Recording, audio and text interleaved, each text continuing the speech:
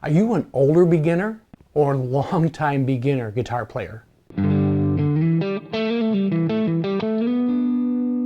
Today we will look at two things that most of us neglect as beginners. If you feel stuck in a rut, you probably aren't working on these two things. So grab your guitar, let's get right into it. So tip number one, we really need to know basic theory. What I mean by that is we really need to know the relationship of the chords, let's say a G, C, D7. Why do those chords work together? If we look at the G major scale,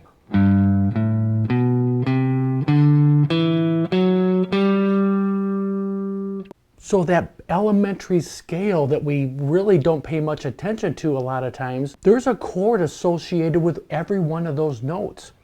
For G major, it's G, second note A minor, B minor, C, D, E minor, F sharp diminished, back to G.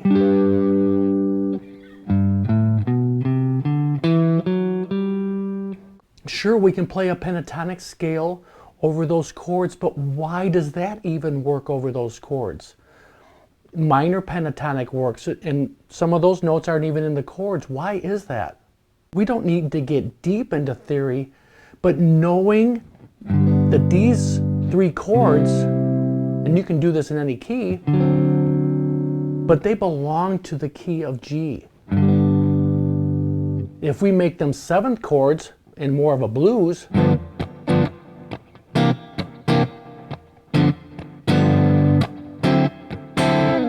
then they become connected in a different way. That minor pentatonic scale comes into play a lot more.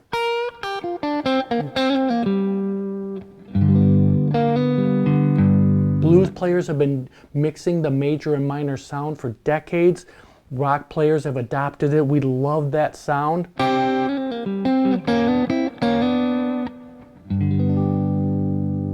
Don't neglect this. It's so important to know how the chords and scales work together. G is the one chord, 1, 2, 3, 4. 4 notes up in that scale is a C note. C chord, 1, 2, 3, 4, 5 is a D note. D7 or D major works. So they work together. They are connected. Everything on this fretboard is connected, whether we realize it or not. So tip number two, this is so neglected, and I have no idea why, but beginners just try to bypass learning the fretboard. And why is this important? Because we need to know these, especially the root notes of each chord, but it helps you to play phrases and chords anywhere in the fretboard.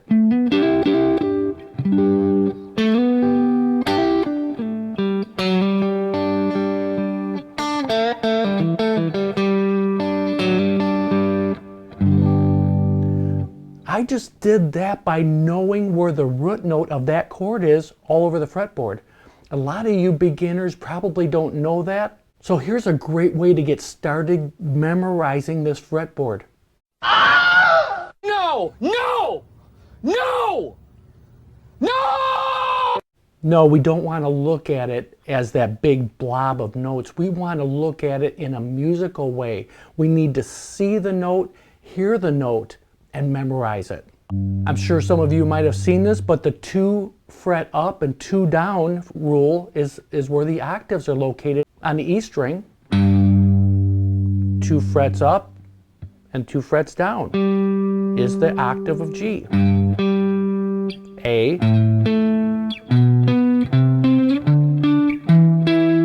E, D, C, B, A, G. That is a great way to learn because you're using these chords. You need to know the root note of each chord. Just do that with the chords that are in a progression. C, 2 frets up, 1, 2, and 2 frets down, 1, 2. C note.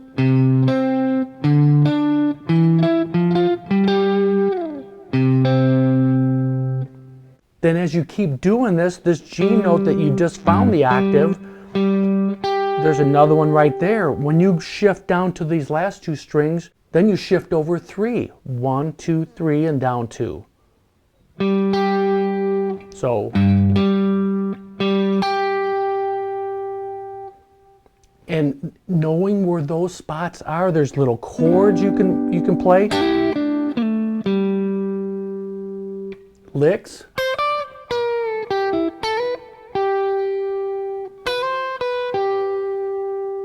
Don't neglect this fretboard. Learn it, try every day to get a piece of it under in your head, hearing it, seeing it.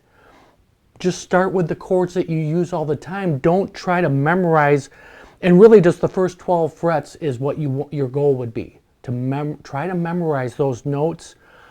I'm telling you, all the lessons that you watch, if you do these two things, everything's going to start connecting, because you're going to know why they connect. You're going to have so much more confidence, more fun on this instrument we've been blessed with.